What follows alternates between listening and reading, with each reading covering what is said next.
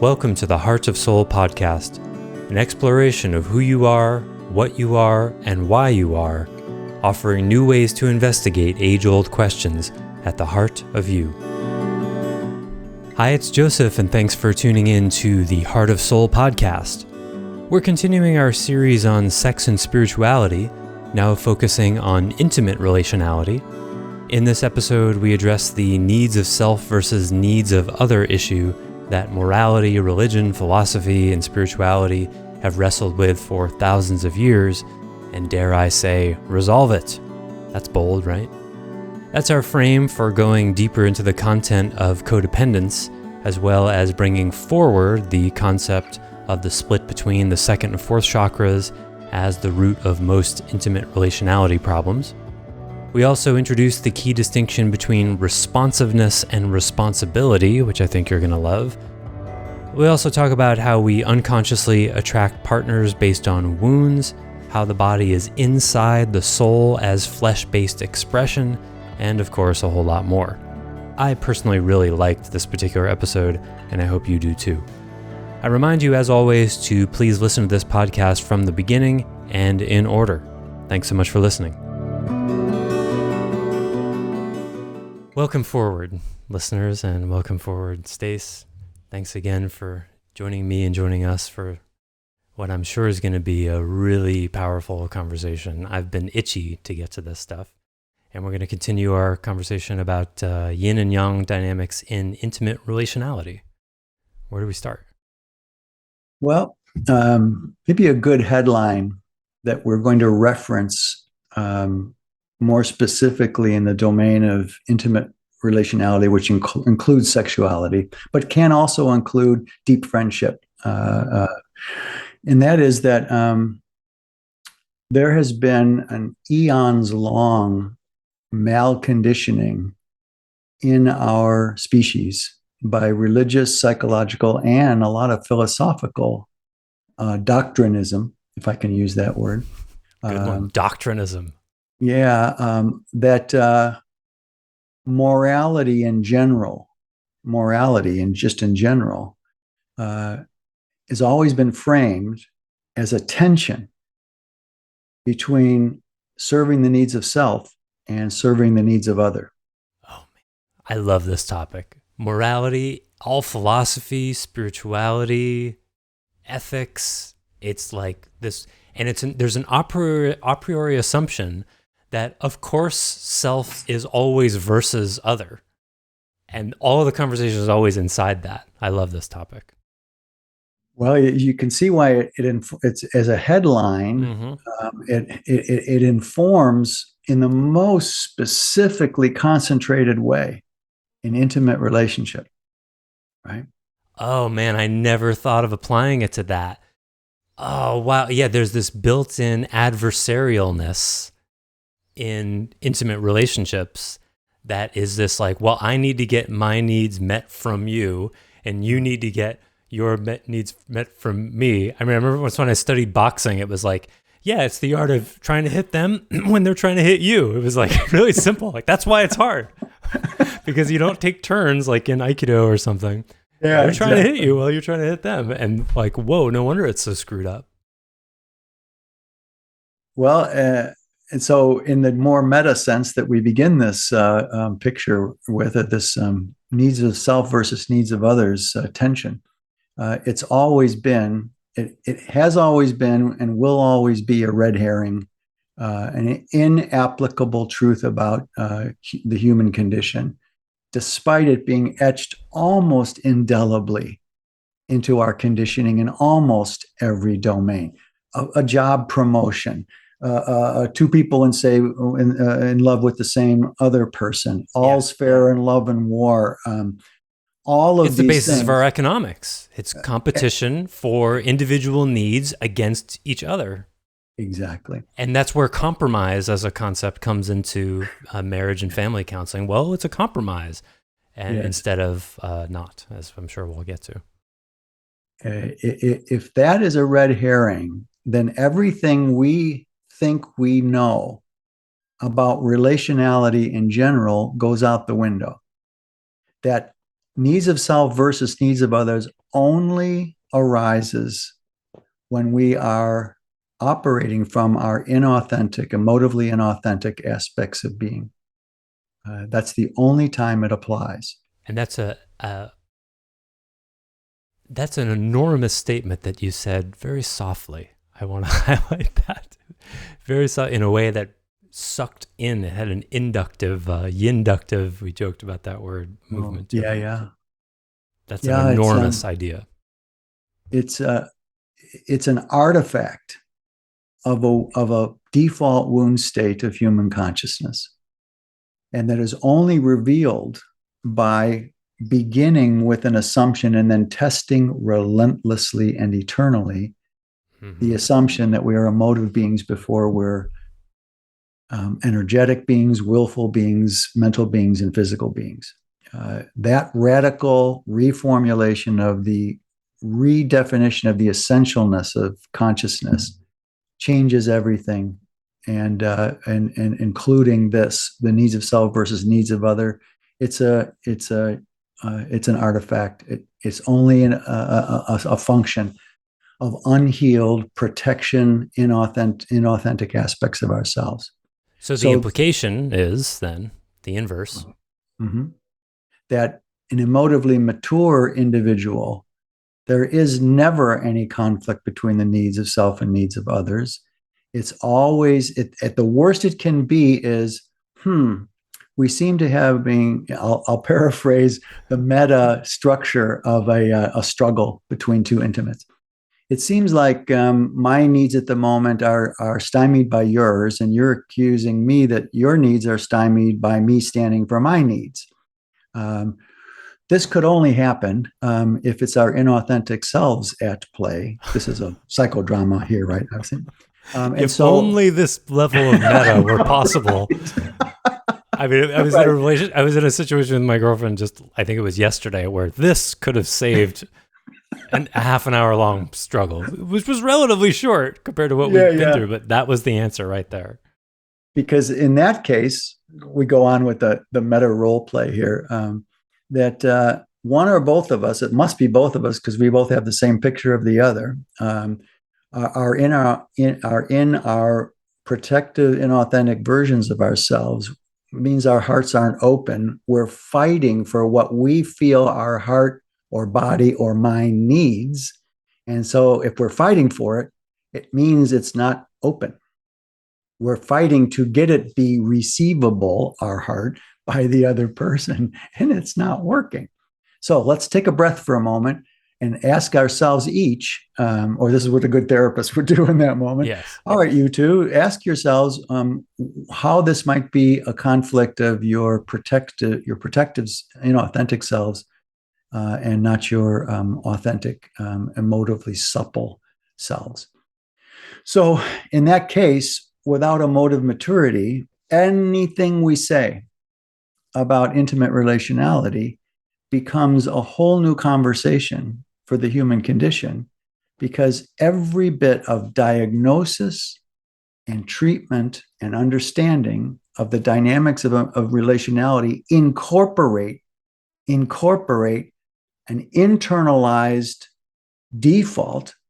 The needs of self is always in conflict in some way with the needs of others. That is the deepest scar on our collective consciousness as a species, and informs most horrifically in intimacy.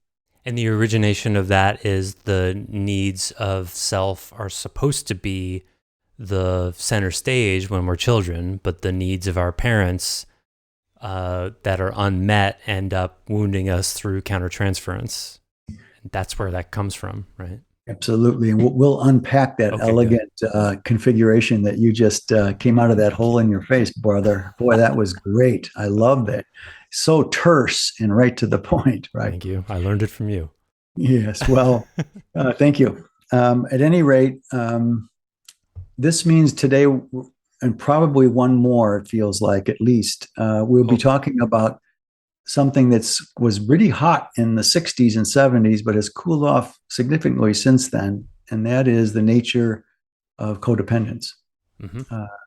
And I've seen it wane dramatically over the last 20 years, 30 years in terms of as a hot topic, a hot word. It just isn't that way much anymore. That's true. Yeah. And we'll get into the reasons of that too, perhaps. So that being said, we'll reference that, and if I don't reference it in an appropriately pregnant moment, so to speak, Joseph, please jump in and remind me. Well, we did talk a bit about codependence last time. Remember when we recast our friends Romeo and Juliet? And sure. But sure. You're probably talking about going way smaller into the psychodynamics of it. Past the headlines into the content. Yeah. So in general, if we again start from the bigger and move to the smaller, intimate relationship is a product, in identity's point of view, in an emotively mature lens of looking at the human condition, is meant to be the product of an equal inhabitation of the dynamisms of second chakra and fourth chakra, heart and genitals, right? And again, as we can reiterate here, the third chakra, the seat of personal power, or chi, depending on the tradition, literally stands between the second and the fourth. And it is there that in the third chakra where both the seat of our personal, emotively mature power and the strength, and the seat of our emotionally inauthentic, wounded power resides. So the reason why 2 and 4 are so seldomly combined, mixed in intimacy and sexuality, is because there's a split between 2 and 4 represented by our inauthentic selves in 3. Maintained by our maintained is a better word, right? Our personal seat of being is kidnapped, as a protection, because our personal needs that emanate from 3 or are sourced in 3 are not met in childhood, right? And because of that, and we'll go into that a little bit more when I finish the headline of the smaller headline here, and that is that because it's not where our seat of personal being is not emotively fed properly in childhood, we have a default split between 2 and 4 that corresponds, interestingly, as the downline split between the needs of self and the needs of others. See?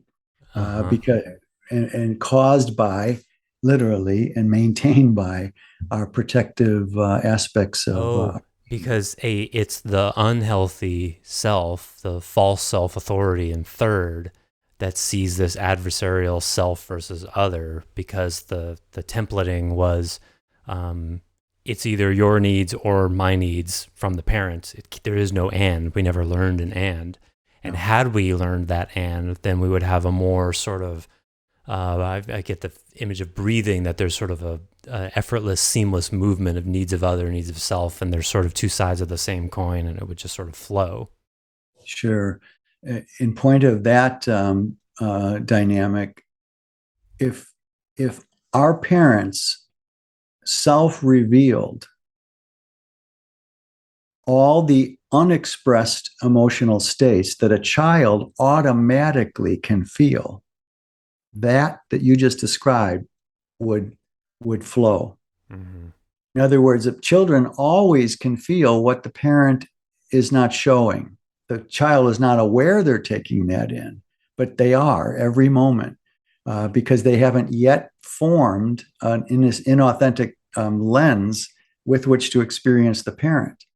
So most children, because they're by definition automatically authentic with their needs, they are able to perceive that.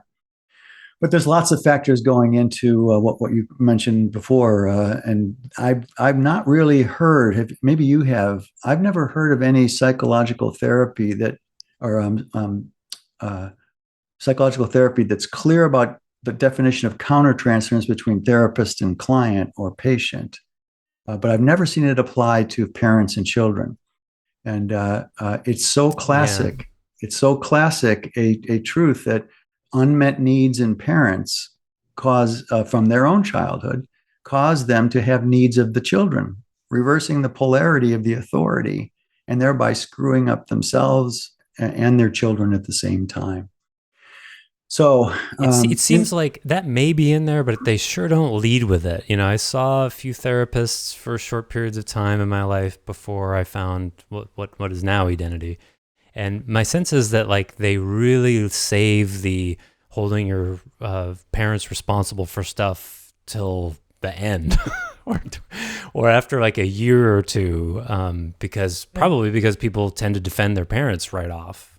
they absolutely, boy, we've sure seen that in Oh facilitation, and boy, yeah, a lot of times is they don't they oh, the parents did the best they could. They love right, you, they fed you, they yeah. paid for your education. So that's always last, and identity starts first with that. Right, and if the frame is as it is for most therapies, if the frame is we're going to help you cope with what happened to you, then Yes, it's a moot point to look really at what happened to you because there's nothing you can do about it. But if the point is to process what happened to you, then you got yes, to look with a whole lot more excruciating detail and of course re-experience that on some level. absolutely. And you can't do that without really holding your parents responsible, at least between you and you.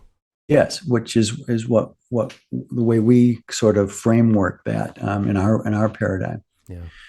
So, in that sense, let's get back to the 2 and 4 thing. Mm-hmm. Uh, the only reason there's such a thing as hedonism, sexual hedonism, is because 4 is dropped out of the sexual equation and only 2 is operative. Um, and the only reason in abstinence or in spiritual kinds of teachings, the only reason we don't operate on 2 is because we're taught so often in Eastern esotericism that it's impedimentary to enlightenment. Not in every tradition. Osho is a nice Sure. Yeah. exception to that. But I've met so many people who either find a way to not ejaculate during sexuality, men in this case, on their enlightened path, or forego it altogether. And that's an Eastern esotericism. And of course, we don't have to say much about Western We've said some spirituality. before, but yeah. Yeah, I think we have, haven't we? Yeah. That sexuality was the boogeyman for most Western religion, all of them actually, in the West, from the beginning, the axial age, Islam, Judaism, Christianity, and I missed one. Islam, Hinduism, Judaism. What am I Buddhism, forgetting? Hinduism, Islam, Christianity, and I can't remember it either. There's Yeah, five. that's fine. Anyway, you get the Hinduism idea. is Hinduism is more East, but still it had a lot of sexual privation stuff as part of its enlightened path. Uh, yeah. So Uh, the I just got the image of like the inauthentic self, and third is like a traffic cop that's like, okay, well, we can do fourth stuff over here up above, mhm, or we can do mhm. second stuff down here, but we can't really connect them. And if we are going to connect them, like Tantra has tried to, then we can do that only in a universal love way, which not a personal way, which I think we'd say is the top of the fourth chakra, not all of the fourth chakra. Good, sure. Yeah, we can sublet So some stories in that structure, sure. yeah. But where the rubber meets the road here is, in any intimate relationship. Let's just say, for the moment, for sake of familiarity, to most populations here, which is gradually diminishing that majority in some ways, but not fully yet. A cisgender orientation here. Let's just start with that because it's most familiar to most people at the moment. In a cisgender, yang-based male and yin-based female, born genitally male and female, when there are issues in the relationship between of sexual frequency, or emotional or love-based insufficiency, Mm-hmm. one partner not being especially sensitive to what kind of tones is coming out, is coming out of the partner, and its impact. Or on the other side, where men complain, women don't want sex enough, as much as they want sex, and all of these things. All of those are second and fourth chakral issues that are impeded and caused by this inauthentic throne that our protective self had to learn to rule from, to protect us from being starved of what we actually needed in childhood. Because the parent, think of it, Joseph. I don't know if I've framed it this way before in our past, but intimacy, adult intimacy, comes the closest to what a child and a parent experience, where a child is totally dependent on a parent in so many different ways, physically, emotionally, in every depth dimension. That's an intimacy that is comparable to what a combined 2 and 4 intimacy would look like. I haven't thought about. Yeah, we talked about that. Yeah, it's a good meta frame for all of this. That that actually an intimate relationship is necessary to bring up one's childhood wounds because of the physical, emotional, mental proximity and closeness. But I don't remember ever talking about that in terms of 2 and 4 connection. Yeah. Does that? That's why. That's why.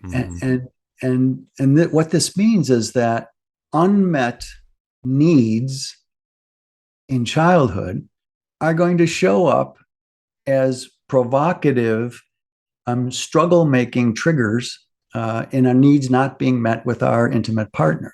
And if people see those triggers as impedimentary to relating, which in one way, of course, they are, but if they see that as like ancillary and not what they chose, then they're going to end up in serious problems. That's instead of being like, oh, it's actually the job of my partner to push my deepest buttons and bring up my most difficult childhood wounds, which reframes it so that actually can be related to productively. That's the orientation we all wish we could live in 24/7 with our partner. I was just about to say, it's a lovely idea. If I can remember that 30% of the time, I'm proud of myself. Really, I think mine's a little which direction, a little softer than that. If I can do it 25% of the time at this stage of my life, do it. That's different. Yeah. I mean, just remember the concept. Yeah, okay. 2 different parameters. Sure. Yeah, actually embody that. That's even higher. Yeah. Well, I am an old guy now, so this whole conversation starts with then having a chakral representational totem, we can say, that we can use as a rubric to map what kind of wounds incurred in childhood our inauthentic king or queen in our third chakra is utilizing to re-experience those insufficiencies of our needs being met in childhood and transfer them and experience them as insufficiencies in our transmission or our transaction of adult intimacy. Wait, the critic somewhere says, so are you saying that anyone in an intimate relationship is just involuntarily thrust into deep psychological work, whether they like it or not? Let's just say that is an unavoidable truth, the degree of which requires the curiosity of the players, but is applicable to everyone at all times. The only way it wouldn't be applicable is if you could say, with a straight face, my emotional needs were met 100% of the time by my parents. Yeah. In other words, I could feel my parents feel what I was feeling why I was feeling it, and while I was feeling it, 100% of my childhood. If a person could say that, and it really be true, then that overhanging sword of Damocles Mm. of being all the unmet needs of self unmet from childhood are going to show up. That by entering intimate relationship, you are actually signing permission for that to be Well, I mean, unconscious. therein lies the rub, right? Because our inauthentic self, or sort of the accumulation of our defenses, very much has a self-image of exactly that. Very often, versions of it with just like, I'm fine. I survived my childhood. It's over. I don't want to deal with anything that reminds me of that. And that's why when our partner starts to trigger us, we blame them. What's your problem? You need to change, lest we actually have to start looking at why there's a trigger there and unpack that. Well said. And in the context of so many straight psychological paradigms of therapy and psychospiritual versions have in the recent years, because their therapeutic acumen isn't clear enough about the emotive essentialness of consciousness, is that they see that there are dead ends in trying to process childhood. And so they've come to lots of places have come to the place where it's playing victim to say you were victimized in your childhood. So we're not even going to go there. We're not going to look at your childhood, because it goes in circles like victimhood does. So they right. assume that's what it is. Yeah. Yeah, but what's at fault there? What's missing is their therapeutic acumen, the assumptions of their diagnosis of the human condition. If we're defined as emotivity as our essential aspect of consciousness, we feel before we cognate, and we cognate before we express verbally or actionally in some ways, even if it goes really fast. They're going to sign off on it and say, look, we're evolving therapy, when it's only a function of the fact that therapy has got an inadequate basis of diagnosis. And that's such a beautiful and tragic, paradigmatic observation, because religion does the same thing and has for thousands of years. When the followers can't embody their teaching, they blame the followers instead of looking at the followability of the paradigm. Oh, that was tasty. I mean, I once had a guitar teacher once. I was getting frustrated and I couldn't get it. And I was like, I don't think it's just too hard. I can't do it. And he was like, he sort of stopped me. I blame myself. He said, if you can't get this, that's my fault, not yours. Yes. I never forgot that moment, because I don't think any teacher had ever spoken to me like that. That's right. And it's not that the follower doesn't have some responsibility, but for the authority to take a little bit more. Yes. That's exactly what we don't get in childhood. That's exactly right. And of course, in religious terms, as you just referenced, not only they either blame the followers' insufficiencies or they blame the devil, of course.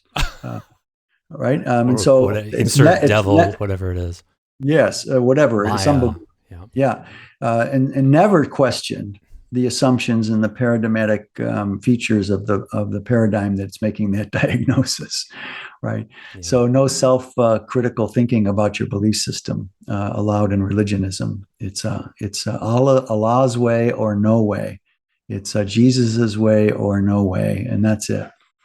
So, turning this back into sexuality and sexual intimacy, anytime that there's a struggle, you can with your partner about your needs not being met, and they're in the way of it because they've got some issue that they haven't healed, resulting in your unfulfillment, which is the standard way of struggles on both sides. If we could just see through that, that struggle could only exist if you're operating on the needs of self are inherently incompatible with the needs of others. If identity offers the needs of self and the needs of others, become not an issue anymore in an emotively mature seat of being. There's always an and there's always curiosity with that and into how much we are unconsciously contributing to the struggle when it seems like it's all the other person's issue. So this has enormous ramifications of trying to put 2 and 4 together, because the needs of self versus the needs of others is an imprimatur of the inauthentic's original experience with the first relationality with Wait, parents. is the needs of self like somehow represented by 2 in this and other by 4, and so they're split? Does that work, or is that too No, oversimplifying? that's a different cut through the pie. Okay. I wouldn't say it that way. I would say the needs of self versus the needs of others is a function of woundedness in 3. Oh, right. Okay. 4 and 2 are neutral that way, Right. right? Oh, that makes sense. Yeah. Right.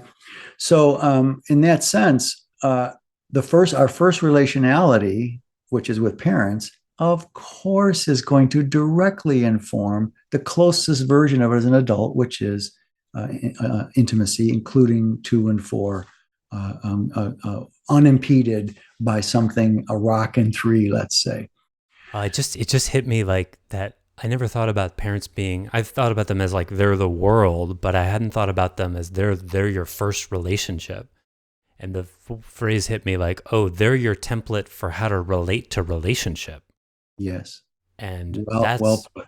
we're all going to have an enormous blind spot there where they teach us what relating is. And then we just Yes. go about doing that. And we're relating inside this box and we can't even see the edges of the box or what it is. That's just how we relate. For example, self versus other. Well, of course, that's how it is. And look, this MFCC says we have to compromise. So that validates that box, doesn't it? Yes. Compromise not only validates that box, but doesn't touch the reason the thing started in the first place. Right. So, of course, we replace compromise with negotiation from healthier parts of us. But if you take that in one more level, Joseph, if I can offer to take that in one more level, that primary template for how to relate to relationality is so much in the bones of our emotional body, we could say, that it's de facto unexperienceable, inexperienceable. Yeah. And to have light and warmth and care given to how the parameters of relationality were imprinted into us irrevocably by those who taught us what relationality is, which 90% of the time is what relationality isn't. Healthy relationality isn't. Yeah. It would take emotively mature parents to impart an emotively mature template of relationality. And identity offers, there's never been in the history of humanity an emotively mature set of parents. I think that bears highlighting there what you just said, that, I don't know if I can, but I'll try, that it's 90% deconstructing, lovingly deconstructing what relationality isn't, because if a paradigm were to try to teach what reality is, it would be adding on to or like upholstering the box we were just talking about. Yes. Rather than what identity seeks to do is dismantle the box and see yes. what authentic soul, what is true that cannot be destroyed, altered, or anything, what is ultimately real, how would it relate? And that's a key distinction I think I wanted to highlight, because it's hard to get that across to people, how unusual identity is and how it deconstructs its way to truth. Yes. We dissemble. We don't cope. Right. We lovingly and respectfully, as much as we can, confront rigid belief systems about what relationship is supposed to be, whether your parents were heroin addicts or model citizen Christians. All of us are starving because the radical reformulation of what children need in childhood is what form of love is not just being taken care of physically or educationally or safety wise. It is a child feels the parent feel what they feel, why they're feeling it, and while they're feeling it. That's the baseline rubric. And anyone who can say that happened 100% of the time, well, they need some Thorazine stat, because that is as delusional as you could possibly get. But again, not all souls are ready to deconstruct all of these conditionings. Younger souls before maybe between 100 and 200, or first life and 150th, 175th life, are not going to be able to access or process this kind of information we're giving. As we say so often in these podcasts, Joseph, identity was created to serve an underserved demographic, and that is elder souls who are ready to deconstruct to that degree and are not served by many paradigms out there to serve that need. Or yeah, serve and I want that. to add something about that because it's been I've been realizing that in some ways. It's like, it's not an elitist thing, although it certainly could be held that way, and I certainly have held it that way. But like, just to add some color to what that looks like, and the same way a younger soul doesn't have the capacity to deconstruct, an older soul doesn't have the capacity to inauthentically cope. Yes. And that's why there are plenty of old souls out there who are crazy, homeless, can't, Yes. and they can't use conventional therapy. Like you said, I just, I guess, wanting to add some color to what underserved means. Sure. Because what it means is, like, they think they're crazy, they're alone. Someone says, hey, read this book, it changed my life. They read it, it doesn't work for them, and they think there's something wrong with them. And they try things and they do a little bit of something. And I've felt a fair amount of anger and jealousy about that kind of stuff. Like, that people are able to take a technique, I was just thinking about the paradigm of nonviolent communication, for example, which helps lots of people and has some really clever, brilliant stuff in it. But for older souls, it just doesn't stick. It doesn't work. Not for very long anyway. Yeah. It might be a Band-Aid for an elder soul, but it won't last to heal the wound that the Band-Aid covers. And a lot of times elder souls don't even know they're older souls. Sure. And that's the most of the time they don't. Yep. And that's the crazy making for it. And so identity says, look, those who think that we're buffing our own backsides by claiming there are elder souls who have different capacities and needs. It is torture to be an elder soul. It's torture. This is a young and soul planet. Elder souls comprise less than 20% of the population. And so it's very difficult for an elder soul to first recognize that they are. And a lot of the times, not all the times, sometimes it's neurological dysfunction, sometimes it's bad parenting, whatever it is. But sometimes create what's called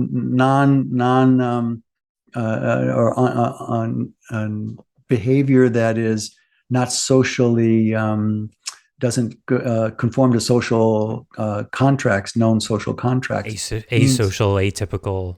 Right. Anything must be of a lower standard of consciousness than the ones who get by in normative social contracting. Right. So they don't realize it's distributed like a bell curve, and there's just as many of the most advanced people as there are the least advanced people on either end, and the middle is most of the population. Good point. Yes. So that's why to think that elder souls hold themselves as better than anyone else, we carry more shame and more insufficiency because we are conditioned in a world that we can't fit into. It doesn't serve what we need, and we don't even know what it's not serving. All we know is it doesn't resonate. Something doesn't resonate or has big structural limits to it. Yeah, I had a couple I met with that I'm serving a couple days ago. And I did a session with them, and it was really some of the best couple work, which is I've done not a lot of, but I'm beginning to do more and more of. It was the best I'd ever done. And it was like the most leading edge of me, and it was really exciting. And I remember having the thought afterwards, was like, that's the best I can do. It was awesome. And if they can't do anything with that, if that doesn't help them, that's not my problem. And I normally never think that way. And I saw in juxtaposition, I was like, I don't ever hold it that way. I hold it as like, if they're not helped, it's my responsibility and I have to do better. And that's the suffering loop I have lived in for 20 years. And I've been sort of trying to get that back because I fell back into it. But that to me, that's part of the curse of being an elder soul. I feel more responsible for people than I actually am all the time. And when I'm not actually feeling that, it causes resentment in me, and I start getting pissed that they're not better students. Instead of this whole thing of like, no, that's not it. It has to do with good boundaries to begin with, and bearing that pain of like being alone and not being able to help people like I'd like, but I don't even know if it's possible in some cases. Just don't know. Let's go down that lateral rabbit hole for a moment. As children, because parents unconsciously countertransfer with children come full of this bountiful love aliveness. And by the time most people in their 20s or 30s have children, they're already layered over with so many layers of inauthenticity and don't know it, that they will unconsciously feed off of or live through their children's innocence and aliveness and love. And they so often, more mothers than fathers, in my experience, will say, I didn't know what love was until I had a child. Oh, God, no. I didn't know what love was until my child gave it to me. Oh, boy. And that's classic. That child is going to have trouble with relationships their whole life, because the mother is, in that case, the mother. Fathers can do it too. I've seen it more rarely, but I've seen it, where mothers eat from or live through their children because they feel love with their children and think that wasn't any kind of love they got in their own childhood. So the child becomes the new parent. That's the countertransference. And in that sense, when the child does provide that, the child, in its complete innocence, learns to become responsible for the parent's emotional state. Responsible.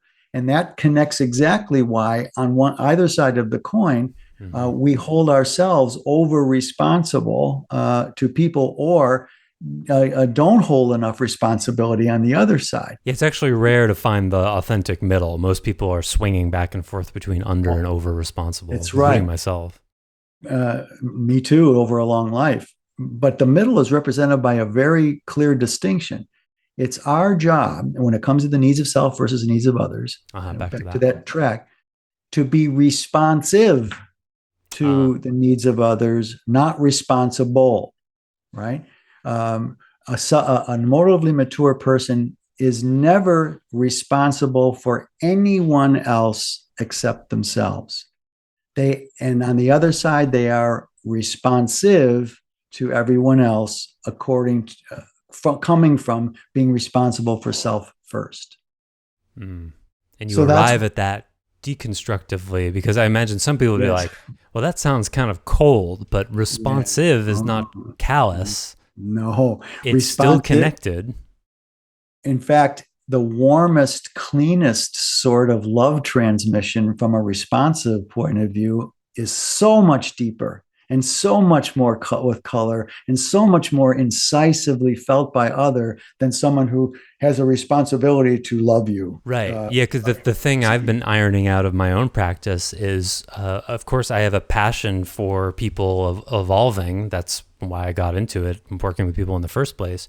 But when they don't get what I want them to get, it becomes too much about me. And then I'm sorry, I interrupted. Oh, that's fine. Too much about you. I don't know if I can actually get, it's too much on the edge of my consciousness. You may have to read out what I don't get. Okay.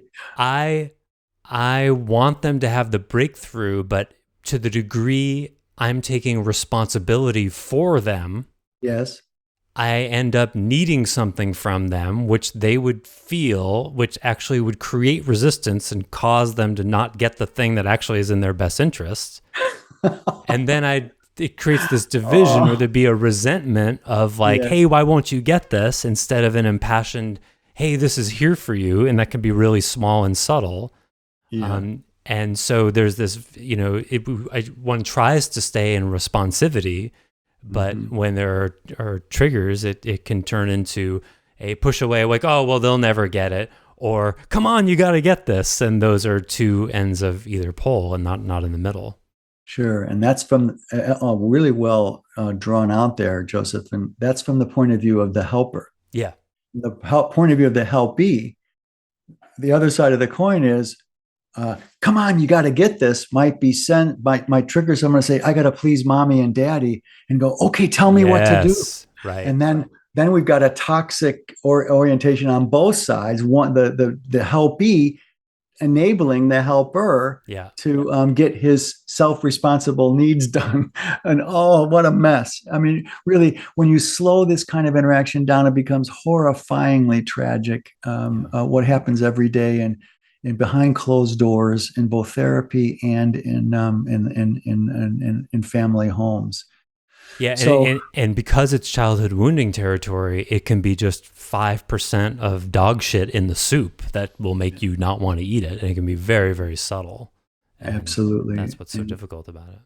Yeah, you're going to ingest and not know you're ingesting poison. Because as a child, unless you have remembrance of past lives, I didn't start remembering past lives till I was 6 or 7. And so before then, this is the only relationship there is in your experience. Right. Yeah. So it becomes the default, right? And obviously, just to tie a few things together, what you were saying a mother can do with her children, that obviously is, I don't know, maybe not obviously to listeners, that's what happened to me. That was where I learned my over-responsibility. And then I wanted to add another thing. I don't think you quite brought it all the way to practicality, but in that situation, you said the child who taught, quote, the mother about love is going to, and I've experienced this, is going to feel that love from / with a woman, there's a feeling of a threat of they're going to take something from me.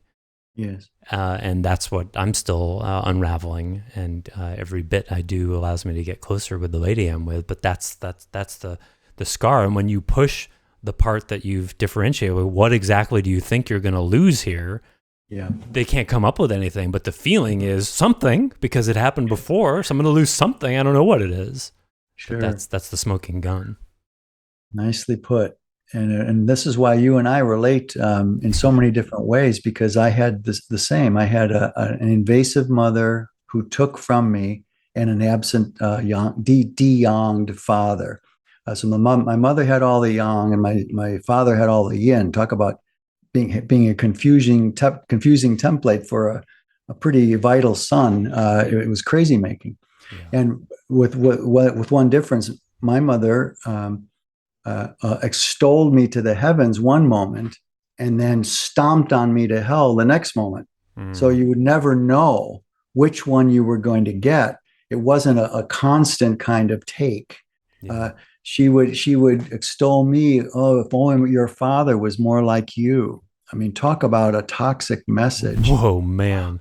To go into a young man who's got a lot of heartfulness, soulfulness, and personal strength, to twist all those qualities into a knot. So that combination has made it really difficult for me to learn what intimacy with a woman as an adult really is. I needed a bunch of marriages because I know how to commit. I don't run away from commitment, but I had a 3-year intimacy in my 20s, a 3-year intimacy in my 30s, and a 3-year intimacy in my 40s. Explain some of your obsession with threes. And almost, that wasn't enough. I had almost 7 years between each of those threes. So, I mean, it's crazy. It's crazy. I needed every one of those to play out the damage that my mother, who had the yang on top of everything else. I didn't know whether I wanted a strong woman or a wallflower woman. I didn't know. I know that feeling. It's very confusing. Yeah. I want a passive woman. I never wanted a duty woman who served the needs of man. That makes me puke. Yeah. But I wanted a vital woman who was her own person, because I'm my own person in sort of a default way. strongly. I don't shrink much. What I shrank though was I had to learn, and this is here we're back to intimacy now. That the most salient structure that I started out doing couple counseling. I called it couple clarity at the time. That's how I started with couples. And the thing I saw first was that what they were calling love inside the relationship was crumbs that they thought was a feast, or was a feast but was really crumbs. That the food they were getting, the love food in the relationship, was either a feast that turned out that you could easily deconstruct that's really crumbs, or crumbs that was a mistaken for a feast, the other way around. You know what I'm saying? So that is right there sums up why when 2 and 4 are separated by an inauthentic seated personal being, and 3, all the stuff from childhood, all the needs of self, philosophically, psychologically, religiously, versus the needs of others, all these things are going to come together in an oleo of a patchwork. That one moment, one influence is going to show, one is another going to show, and so the state of emotively mature relationality, intimacy, depends on the state of the emotional maturity of the 2 partners. Do you want to talk about why we're attracted to who we're attracted to? We sort of started down that road a little bit. It's a bit of a rabbit hole, but I think it's interesting. No, it is. Let's see. We will unconsciously attract an intimate partner virtually 95% of the time, in my experience anyway, personal and observationally, that in some way draws to us the wound-based patterns we've learned in our life, and some new ones that aren't part of our old conditioned wound-based experience. So every romantic relationship has capacities of both in different degrees. We're attracted to someone who had, even if they had opposite languages and or cultural influences, they had the same kinds of wounds in childhood, or they had the same kinds of strengths in childhood. In addition, an and, not an or, they're an and. So we're attracted. That's what we used to call leading edge versus trailing edge motives. Yes. Right? Yeah. Well, we're attracted to leading edge qualities and trailing edge qualities. The leading edge qualities are all conscious. Yeah. And the trailing edge ones are almost always unconscious. And this is where the cliche of like someone's been married 3 times and they've all basically been the same person, i.e. their mother or whatever. Right. Yeah. Interestingly enough, my first intimacy was neither. My second intimacy, I married my father. The third one, I married my mother. And the fourth intimacy that I'm presently involved in now, I married both. So I've evolved, being able to work the thing down with Bree here. She's got aspects of my mother and my father. And the other ones was either absent. It was just a really flat relationship, that first one. For me, I think it's been all mother, and I keep wondering when I'm going to get to the very bottom. With every new one, it's like, oh, she's not like my mother at all. And then a month later, 6 months later, a year later, it's like, oh, just new aspects of my mother issues that I've not yet dealt with, or old ones that I didn't complete. Yeah. And you know what, Joseph, that may be what you set up in your incarnational impairment. My father was so absent. That was really just the absence to deal with. So not really much of a presence. So apparently, sure. Yeah. But that's why you've had to ask backward your way into feeling what a man is. Yes, right. That's been the price of that. Yeah. And so you've had that at the same time. And I'm only responding to what you've already been transparent about here. And so what's going to be face forward is the mother issue, because that's what you brought in. Somewhat related to that, I think you're going to get a healthy chuckle out of this. yesterday, my beloved and I had a conversation where she is working on her propensity for angry outbursts, which we're in agreement on are not healthy for her. Mm-hmm. And she is requesting more angry outbursts from me. And at first I was like, no, that's raging at someone. Then healthy anger is different than rage, and there's distinctions in identity about that, and how could it possibly make sense? But she stayed with it, and I could feel it, but I couldn't really make sense of it. And her argument, if you will, was like, well, when you have that an angry reaction in you, I feel it anyway. So when you have that in you and you don't say it, it makes me feel crazy. I'd rather you just say it. Mm-hmm. Then I don't feel the dissonance between the presentation and what's really going on. I really wrestled with this. I didn't like that idea at all. And the more I noticed my resistance to it, the more I was like, I kept saying, I'm willing to try this, but I really would like to understand why this could possibly make sense. Okay. And then I did a couple of things sort of, we finished with saying, I'll try it. And I've done a couple of things, and just like magic, it made me feel more yang. And she's just melting when it happens. And it's like, whoa. And I haven't even taken any big risks with it yet. So I'm sure you have some things to say about that. Well, congratulations on the sobriety of this experiment. Mm-hmm. Really, it may not be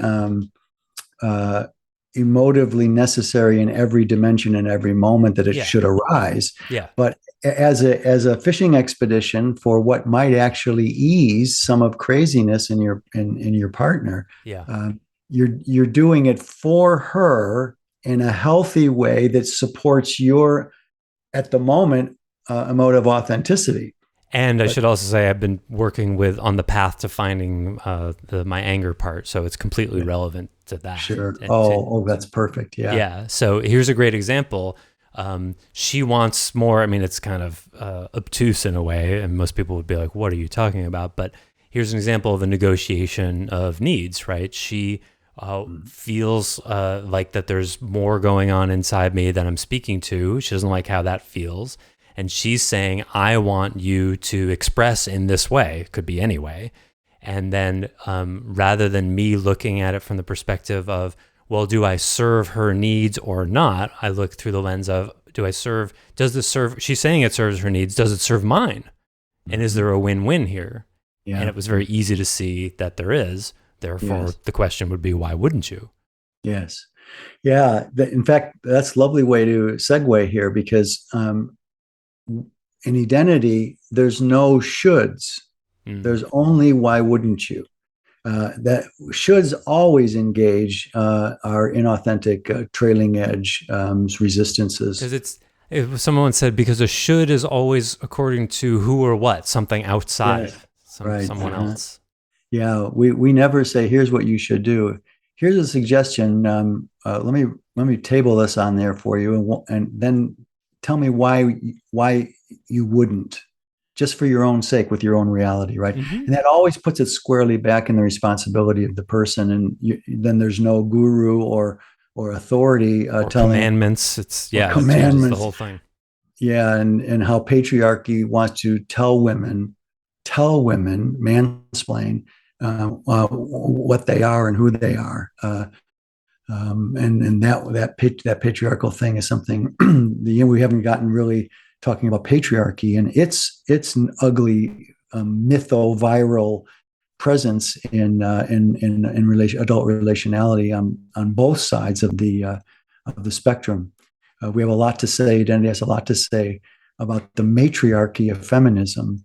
At the same time, it supports women's rights A to Z in social context and business context.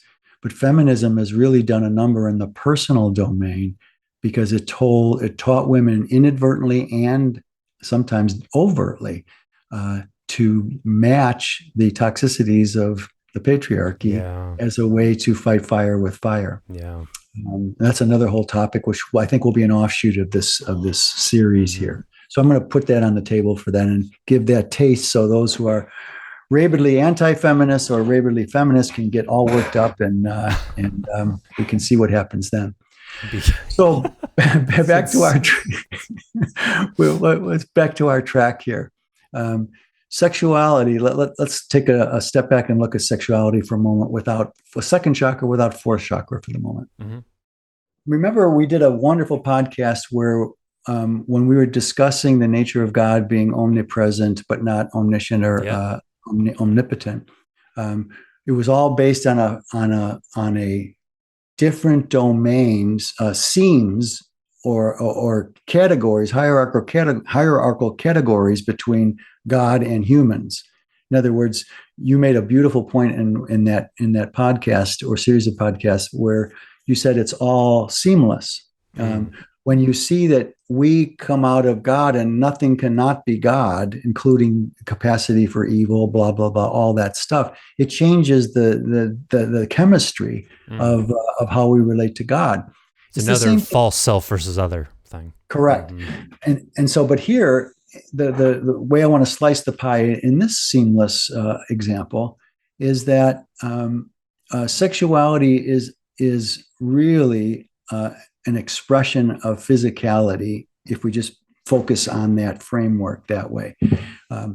But it's not seen, we've never been conditioned to see that physicality is the soul in expression in this universe, this matter energy universe. The body is not apart from the soul. The soul is not it's not inhabiting the body. That the body is the soul. That seems the body and identity. And we didn't hit that very hard in some earlier podcasts. Yeah. We mentioned it, but the body is the soul in flesh-based expression. The soul isn't inside some way here. It doesn't leave when you die. No, the body,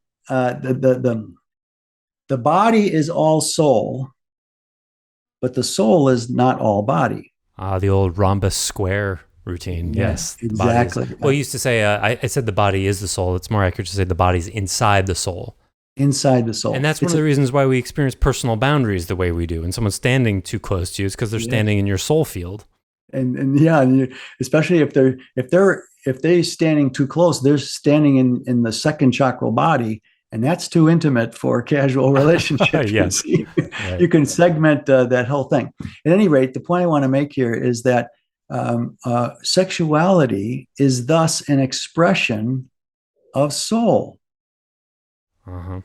Not just of body. It's sourced in soul. And that truth, which you wouldn't get until you get that, like, all camels are cigarettes, but not all cigarettes are camels. All soul, body is all soul, but soul is not all body. There's more to soul than body, but there's nothing but soul comprising body. Mm-hmm. That separation that we've been malconditioned into, that the passions of the body somehow separate us from God, is one of the worst insanities and malconditionings perpetrated by religionism. That somehow this is how sexuality got to be the boogeyman, is that somehow there's some profane nature to the body and its sexuality and its urges and desires that separates you from God. Yeah, as if the priest, when they're doing their thing, they're talking, and like the mouth and the lungs they're using to speak the word of God, that's holy. But the 2 feet away, the genitals, that part, no, that's just for urinating. That's not for...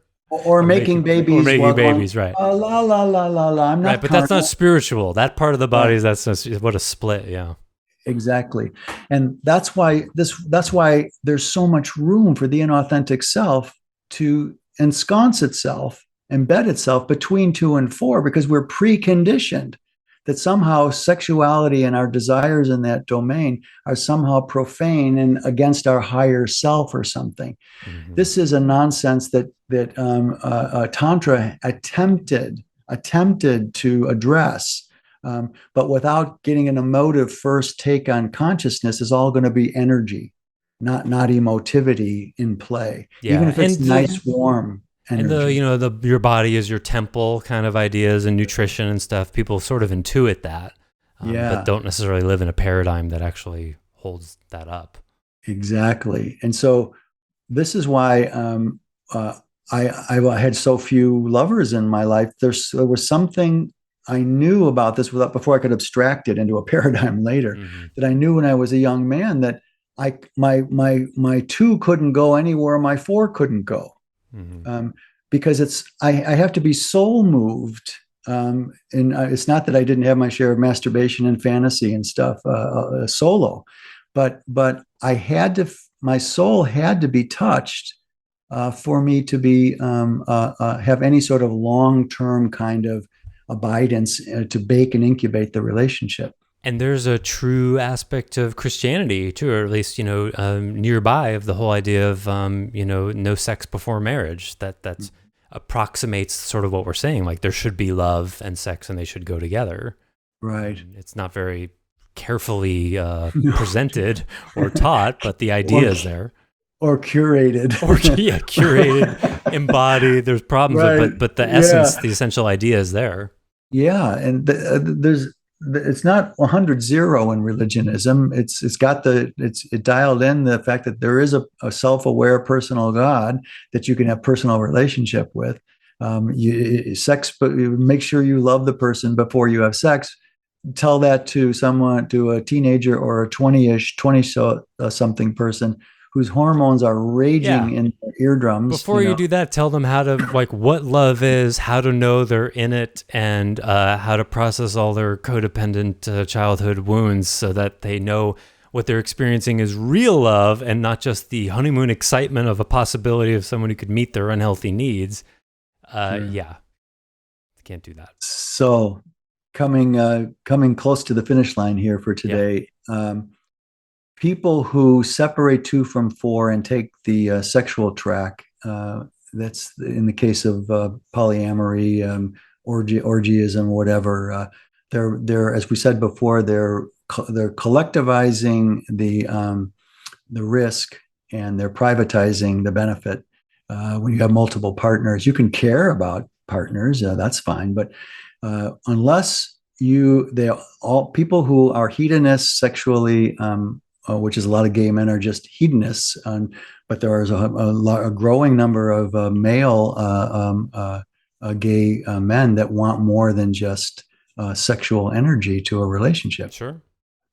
So the idea here is that sexuality is one language of the soul. It's a specific language of the soul that transmits something that about our desire basis and allows us to reflect on whether that desire basis is wholefully being served or fragmentally being served. And when you split two and four, you're going to be fragmenting yourself, you're going to be fragmenting your soul. And so the idea here is not because identity says so, but the more emotively you mature, that is, illuminate, identify, process, and heal unconscious contributions to the way you live your life. Unconscious, not just conscious ones, which means you have to have a way to get to the unconscious. The more emotively you mature and evolve, the more you want two and four to go together, not because identity says that's the best way, or that's not the way that's the way God wants it. You just gravitate to that unmindfully, not out of any assumption or should. You just gravitate to where you want two and four to go together. You're growing up then. You're growing up. And people who I just wanted to add, I'm always looking for where these universal truths are already in society. And I was just thinking about how, like, if you just feel what you feel after having casual sex, I think if people were really honest about that, there's some emptiness in there that it brings up. And I think about the usually given to the term given to women, the walk of shame in quotation marks. Yes.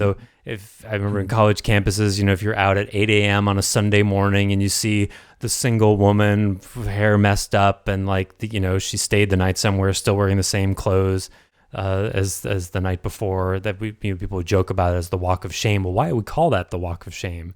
because it Nice. feels bad, because people don't feel good after. And if they're really honest about it and don't Yeah. think about the next conquest or the next exciting night that they want to have, they can intuitively feel it just doesn't feel good. And eventually people will realize that. Yeah. And that unfortunately is one of the patterns that feminism tacitly or overtly supported. Well, if a man can do it, so can a woman. Right. And casual sex all of a sudden became the Sex in the City kind of thing that was supported like in the 90s and the noughts, culturally, at least in this country. And all they've done there is match toxicities. Men can more easily separate two and four Yeah. than women can. And when women learn to separate, because that's what men do, so let's get even, or let's get some action. There was an actress that was in the original American Pie recently came out admitting she played the mother, the kind of sexy mother of one of the characters in the American Pie series, and she came out recently saying that she got a lot of action, over 200 episodes of action out of being a sexy MILF. The MILF. Out of that. God. And she was proud of those 200. She's a grown woman. She's in her 40s. Proud of those 200 sets of actions. And my heart just went right to what I looked inside her. And she was kind of the not pretty girl when she was in teenager years and never got any attention. And this movie role got her this attention. And boy, she just jumped right on it. And God bless her. I'm glad she finally got her teen. Jumped right on it, so to speak. Yeah, so to speak. And so this whole domain that we're trying to get our hearts and heads and souls around of sexuality and intimacy and relationship, it's just fraught with malconditionings and obstructions from childhood wounding, conditionings of society about what a right relationship is. It's just a shit show for us to try to sort through for most of us, and we need several committed relationships usually to cut a path through the machete through the jungle of misconceptions and projections. And so it's with really a lot of respect for all of us, no matter how many partners you've had, no matter what your orientation or genetic inheritance is. Close relationship is a minefield, and what we're talking about in these last couple of podcasts and today, just want to honor how hard it is for humans to find what authentic really means. Not just authentic. What does healthy authentic? If you want to, like your beloved said, rage at me if that's what you feel. Okay, that's an authentic response of the moment. But is that a healthy authentic aspect or a wounded authentic aspect? And that distinction you have to have curiosity about. Being emotive first doesn't mean you act on every emotion that you feel. It means you sense what you feel, and over years learn to have a curiosity about what urges that you want to serve your needs are emotively mature and which are immature. So when sex gets thrown into the mix, it becomes doubly complex. And so for all of us out there that have tried to learn how to manage our sexual impulses, their strengths or their absences, and love, it's the hardest thing to learn as an adult, in my opinion. It seems to be this great trick played on us by life of we want romantic intimacy more than anything else. And like you said, it's a minefield that we want to walk through and only destroys the false aspects of ourselves. But until we differentiate from those parts of us, it feels like it's destroying us. And I think it's got to be the hardest thing after parenting. To do well. Yeah. And it's in pure relationality, it's the hardest thing. But parenting is, of course, if people felt going into parenting what parenting actually was, there'd be half as many people on the planet. I was going to say we would not have a population problem. We might have Right. a reverse population problem. Yeah, Not enough people. we might not be enough to build a strong economy on. Yeah, right. And then things might actually, have to change or something. We might have to not have stockholders demanding businesses grow 20% every year. So, you know what, Joseph, this feels like a well enough first foray into all the complexities that go into things. I wish there was a way that a podcast could come soon where between podcasts, people could send in questions about a specific domain so that we could, I wish there were 10 questions that we could address next podcast on sexuality and intimacy that people didn't find an answer for or a clue to, not answer to, in these podcasts.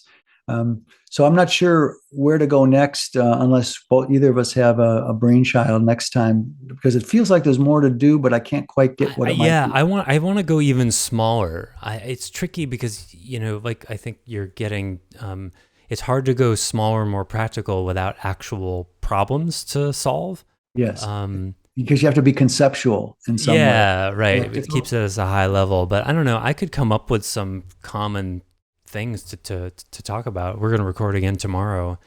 I think we could do another layer into deeper into yin and yang dynamics and like what does it look like for more examples about what negotiating needs looks like and how to move from how to handle fighting, let's do a whole episode on that. What is a fight between a couple?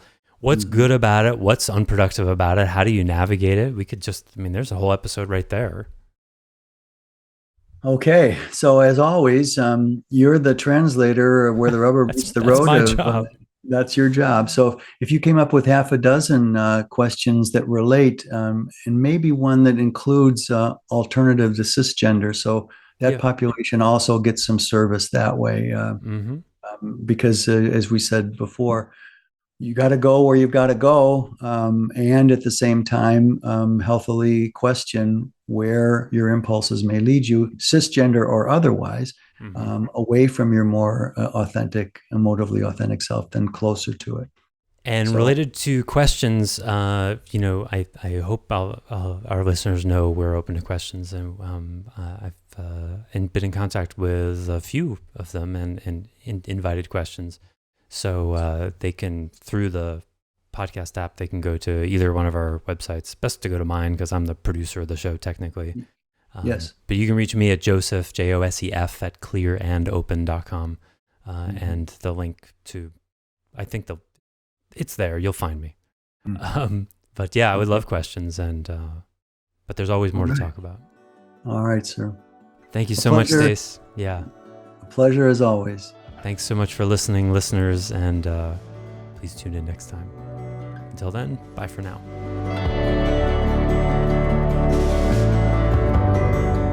Thanks for listening to the Heart of Soul podcast. To learn more about Stace Barron and Identity, please visit identity.org. To learn more about Joseph Shapiro, visit clearandopen.com. Until next time, we wish you well on your journey.